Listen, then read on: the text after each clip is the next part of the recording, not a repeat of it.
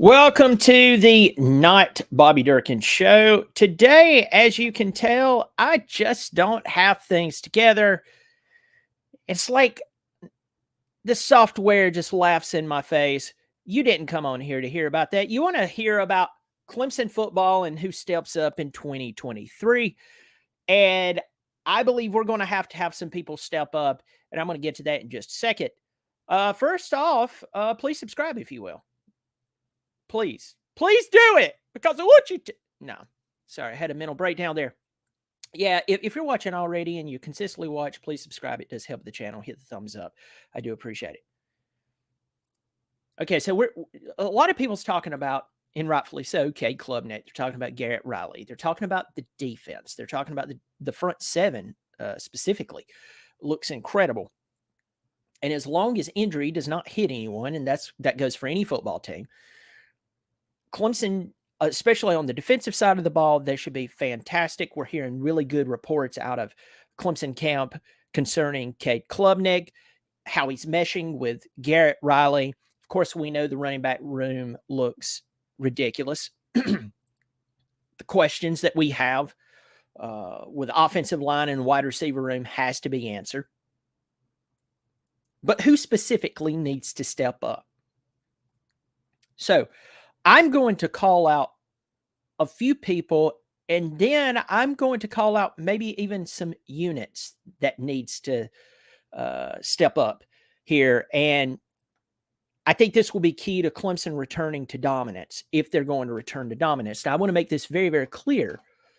In my preview of the Clemson season, I said that worst case scenario, I believe we go 9-3. That's worst case scenario. I think in reality, we will go 11-1. It's very difficult to go undefeated.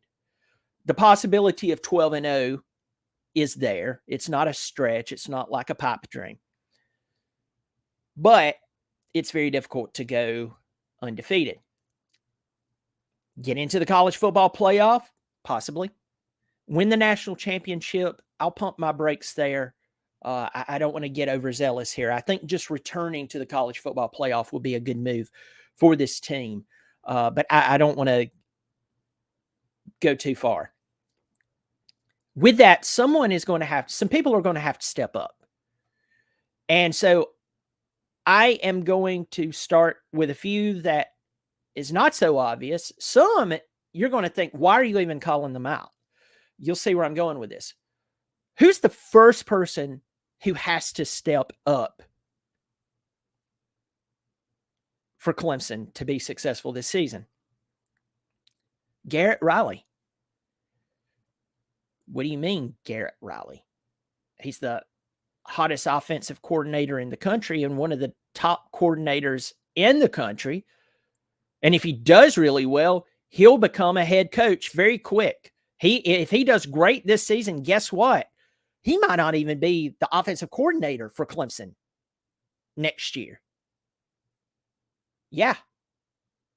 If is a very big word. If I were 6'3", 250 pounds and ran a 4.3 40, I'd probably be a linebacker in the NFL, but I'm not. Now, the likelihood of Garrett Riley being successful is much greater than the stupid straw man argument that I just made, but please follow me here. Garrett Riley has a lot of really good things about him. Yes, he does. He has a lot of good athletes, better athletes than what he had at TCU. I know everybody wants to talk about Quentin Johnson. Everybody wants to talk about the running back that I can't remember his name. But Max Duggan was sitting behind Chandler Morris until Chandler Morris got hurt and Max Duggan came in and did his thing. But Garrett Riley has to coach this team. He has to coach against this talent. He has to coach with this style of quarterback. And the question for me with Garrett Riley, as he gets into games, say against Florida State, when he gets into games that gets very emotional like NC State. And here's the deal about NC State. The vast majority of the time, even when they're not that great, they always get pumped up to play Clemson. So coaching for TCU, and nobody thinks TCU is worth a crap, and you come in and catch them off guard, you beat them, and then you get later into the season and maybe you're 8-0, maybe you're 9-0, and it's like, oh, we need to take these guys more seriously, but they're still, you can't get past that idea. They are TCU, and then they catch you off guard in TCU's wins. That's not the case with Clemson. The reason that everybody, including people in the media and dedicated football fans, whether they love or hate Clemson, has been concerned with Clemson is that winning 10 games and winning a conference championship is not a big deal anymore. Dabo set that expectation, folks. He did that. I didn't. And he delivered. But we have seen questionable play calling and everything. And that's the reason that Garrett Riley's here. Garrett Riley is in a different place than he's never been before. When you play Clemson, they're not sneaking up on you. You know exactly who you're playing. So you have to scheme a little harder because there's a big target on your back. Now, do I believe that Garrett Riley's going to step up? Do I believe that Garrett Riley is going to perform and that he's going to have his boys ready? Yeah, I do. But it is not a given, as much as even I would like to believe that it is. Maybe you would say, this is the dumbest argument I've heard. Really, how many offensive and defensive coordinators have you seen blow it? Will Muschamp's supposed to be one of the greatest defensive minds ever. Manny Diaz was supposed to be one of the greatest. I'm sorry, I don't even care what Saban said about Will Muschamp. Muschamp, the vast majority of the time, in my opinion, he was not a great defensive coordinator. We've seen guys blow it left and right. And so I'm hoping, and I believe, that Garrett Riley will step up. Let's move a little quicker. An entire unit. Not just one person, but an entire unit. And that's the offensive line. The offensive line has got to step up. You have a quarterback who will move, who can extend a play. You have a quarterback who is exciting, who's mobile, but give him a pocket to stand in. Don't make everything every game some type of track meet to where he has to do extra because you're not doing your job. Now, let's pause there. Could that be because of scheme? Yes. Could that be, and I've talked about this recently, could that be because they've performed poorly over the past few years because the defense knew what was coming? So what they did was they said, we're going to pin our ears back and we're just going to come after them because we're quite confident between the poor offensive scheme, the poor quarterback play, and maybe playing musical chairs along the offensive line. We believe we can take advantage of it. And guess what, folks? It worked. I was at the Furman game last year. Little FCS Furman from up in Travelers Rest. They gave our offensive line more headaches than what you realize. I looked at my son and I was like, what are they doing penetrating the line? They should not penetrate the line against Clemson. I don't care if Furman is the national champions in FCS. They should not be penetrating the line against Clemson. This entire unit has to step up.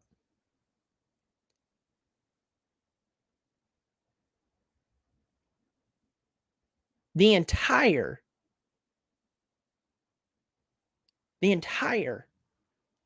offensive line, they need to take it personal.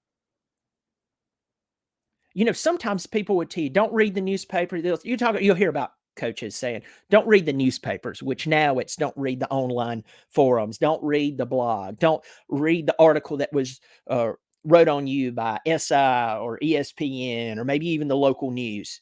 Don't do that because it'll get in your head. Folks, let me tell you something. Sometimes it's good for you to read the bad things that people are saying about you and then adjust accordingly. And I'm just being honest. Sometimes it is very, very good for you to read what is being said about you and ask yourself for one moment, is there any truth to this?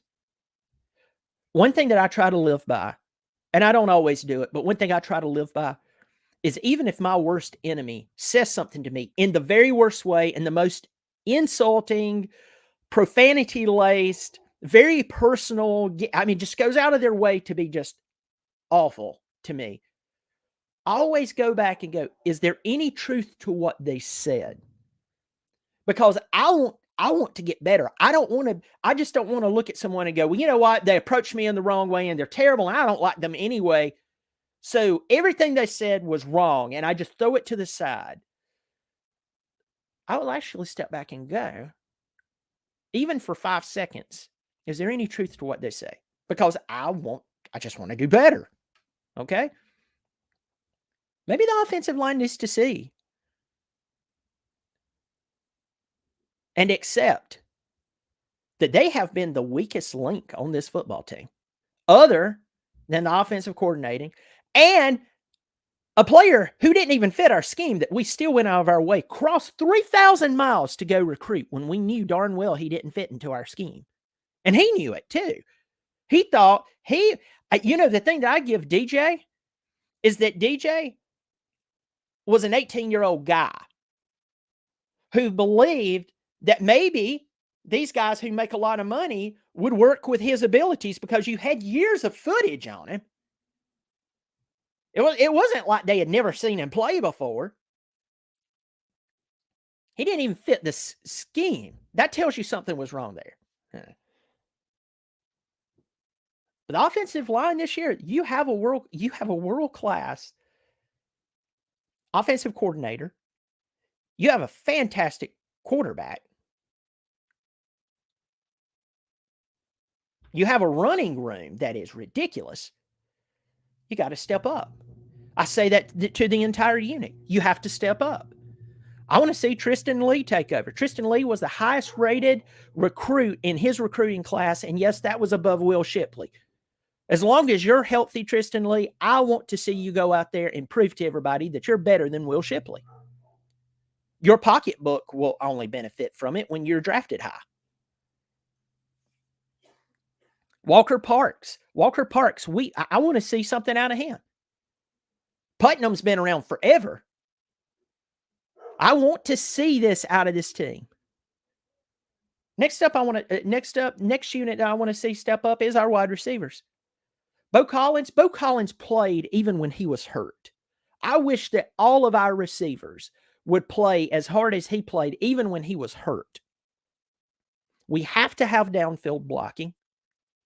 We have to have people running routes that are believable to make you believe they're actually getting the ball. Oh, he's running like he's going to get the ball. Nope, he didn't. The guy on the other side of the field did. That is what running routes comes down to. You might be able to get away with that crap in high school. And you're just pure athleticism gets to play some type of role in you getting the ball because you're playing in high school. At this level of ball, you can't do that. You have to block downfield. You have to run your routes to completion. You have to fight for the football. I will never, ever go after somebody who gets an offensive pass interference called on themselves because they actually go out and fight for the football. Have we seen that at Clemson in the past few years? No, we haven't. And I'm not knocking on Antonio Williams, a true freshman. Antonio Williams came out. He would go up in between defenders, catch the football. He's fast. I don't include him on that. And quite frankly, I really don't include Bo Collins on that. Bo Collins has came out and played hard and played hard and played hard, and he's had to pay for the sins of others. He's had to have a lot of scrutiny on him because of other wide receivers. I saw where E.J. Williams, the fantastic wide receiver I mean, it was highly recruited. We got him. We thought he was going to be part of the whole wide receiver youth thing. His freshman season, he looked fantastic. And then you have to step back and go, how much of him falling off had to do with DJ and not being right for the system? Tony's just seemed like he had so much talent around him. I think that Tony basically stopped coaching and he basically stopped growing as a coach. I can call a quarterback Neil and Trevor Lawrence, ETN, T. Higgins, Amari Rogers, Hunter Renfro. These guys will turn it into a 50-yard touchdown. And we have to remember that with a lot of these coaches, they can become complacent. And that's when they get into a game like against LSU where you're up 17-7. You get into a game against Ohio State. And I know the whole COVID protocol. I know that Brandon Streeter was calling the plays that game, but Tony helped them prep, and you know it. They stopped running the football. Said they forgot about Travis Etienne. E.J. Williams might very well be a victim of the entire system. I would not be shocked, but he's gone. Guess where he went? He went to Indiana. Who wants to go to Indiana? When Tom Allen was first started there, everybody thought it was going to take. No, it's Indiana. He better have a mama, a grandma, a friend, a girlfriend somewhere close. Because Indiana is a dead end. Michael Penix Jr. is not there. Well, we lost him. Ngata had good moments. He had bad moments. I think he had some injuries too. And I hate that. Adam Randall last year couldn't stay healthy. Troy Stellato couldn't stay healthy. So far, they're healthy. But the wide receiver room has to step up. And going back to the first challenge, that the first person who has to step up, I was talking about Garrett Riley. Garrett Riley, he needs to use the tight end. We have a world-class tight end who's massive, who can catch, who can go out there and possess the football. Don't waste this talent. Please. I don't care who you are. Don't waste this talent. He's 6'6". How much bigger of a receiver do you need? I know Johnny Wilson's 6'7" down there at Florida State, and everybody's falling in and fumbling all over themselves. He's talented. We have a 6'6" tight end who is a pass catcher. He will possess the football. For the love of anything that is sacred, get the football to him.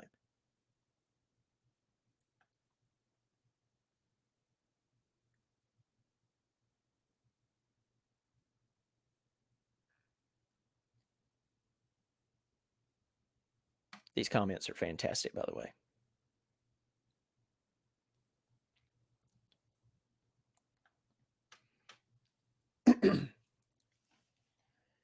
The wide receiver room has to step up. Blocking downfield is a must. If you want to spring the big play, block downfield. If you want to make the highlight reel, fight for the football. Everybody thinks about that catch from, 7, 8 years ago. Odell Beckham Jr. playing for the New York Giants. He's falling. He reaches back and catches the football. You know, the only problem with plays like that is now kids who can actually reach up and catch the football with both hands, they end up doing the one hand thing. It's like, dude, he did that because he had to. He wasn't doing it because he was just trying to show off. That was his only choice. If you have the choice to catch the football with both hands, please do. I've seen people drop passes by just trying to, oh, man. Stop that crap. Catch the football, man. You're a wide receiver. That's your flipping job. You had one job and you didn't do it. Fight for the football. That's how you get it. T. Higgins fought for the football. Mike Williams laid out, sacrificed his body after a broken neck. A broke neck. And I can't see wide receivers right. You could put a gun to their unmentionables. And they're just so lazy. I think you just have to shoot them. Wide receiver U was built off of players who came in and balled game in and game out, no matter whether they were playing Troy or if they were playing in the college football playoff against Alabama. They balled. It was not swag with some cocky kid who was just kind of walking around strutting, looking cool. He got his hair did. He's got his nice shoes on. He knows how to look at the camera. He knows how to have that look in his face. No, they produced. Wide receiver U, are you here? Go get it. Once again, that's not towards Bo Collins. Bo Collins has done his job. Antonio Williams has done his job. I need everybody else to do their job. I need everybody else to try to figure out how to stay healthy. And I know that's tough and that's a touchy subject, but if you're not healthy, you're as good as a Ferrari with no wheels. Wide receiver U has to step up. My next group who has to step up is our secondary. Well, Brian, we have Sheridan Jones and we have Makuba, and Makuba's fantastic. And Nate Wiggins stepped up after that Wake Forest game when most people would cry like a child and then hit the transfer portal. And did y'all see where Tyson Pomachew, I think I'm pronouncing it right. If I'm not, I mean, I don't even think he would hold that against me. He transferred from Clemson because he was sitting behind DJ. And that guy was like a 5-star, never developed. There's parts of me that says, do you blame him? Do you blame the coaching? I think, I don't know. I lean towards coaching because I'm telling you, the past 3 years of offensive coaching has been absolutely horrendous. I mean, just barf-worthy. Awful. Talent covered up how bad they really were. If you put Streeter or Tony, especially Tony in his last 2 years at Wake Forest and told them to use that talent and they'd be getting beat 50-0 because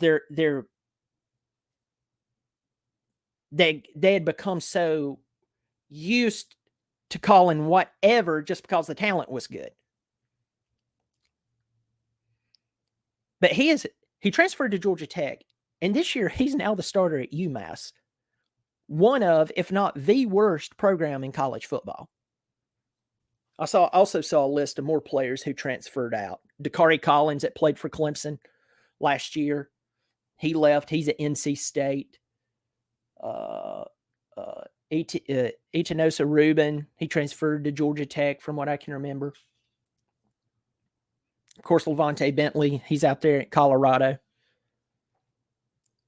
And hey, I wish these guys the best. Going back to I chased a rabbit there. Going back, and I'm going to close this out. Going back to what I was saying. Yeah, we have Makuba, we have Sheridan Jones, we have Jalen Phillips, we have Nate Wiggins. And behind them, we have Toriano Pride. We have Toriano. Sorry, I said Toriana. Toriano Pride. We have Jaden Lucas. We have RJ Mickens. Don't let that front seven stand alone, my friends. That front seven is one of the best in college football. You have that working in your favor. But let me go ahead and tell you, as someone who never played organized football, as someone who has sat and watched a ton of football and went, something's not right, and people would look at me and go, well, then put it on a board and draw it out. I bet you can't do that. Well, then you need to stop. No.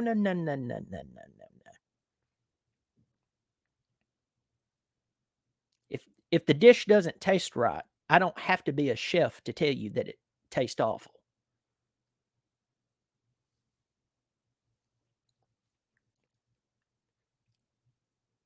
The teams you're playing are going to try to get rid of the football fast. And you know it. And this group has a lot of talent there.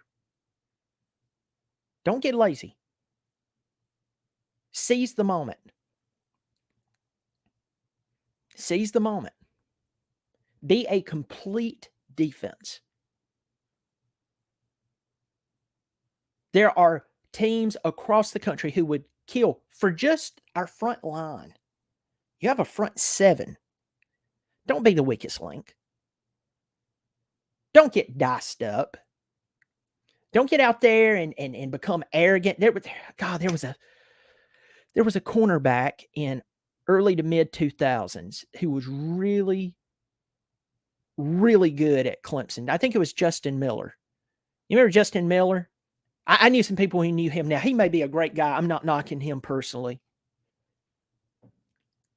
But who said the season before they played Georgia, I think it was 2003, somewhere in there, 2002, somewhere in there. It was in that general area. He was already because he'd had a great freshman season. He was already talking about the NFL, and he's, oh man, people are talking about me. I'm great. Winning first play of the year, Georgia came to town. You remember? Fred Gibson, David Green threw first play. They did play action, threw a bomb. Who was covering Fred Gibson? Justin Miller. Where was Justin Miller? He was about 15 yards behind him. I don't know what happened. He was only covering their best wide receiver. Clemson secondary, don't let this happen to you. Don't blow it.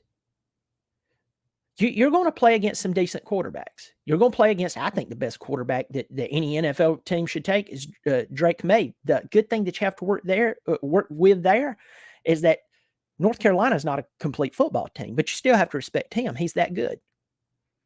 Sam Hartman, he's in his 74th year of playing college football. You're going to have to respect that. He's got better talent now around him. Jordan Travis, you're going to have to respect him. This is his 5th or 6th year in college football.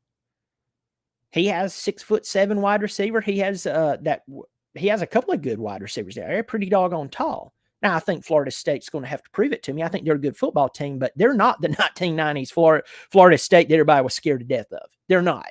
Sorry, guys. Sorry.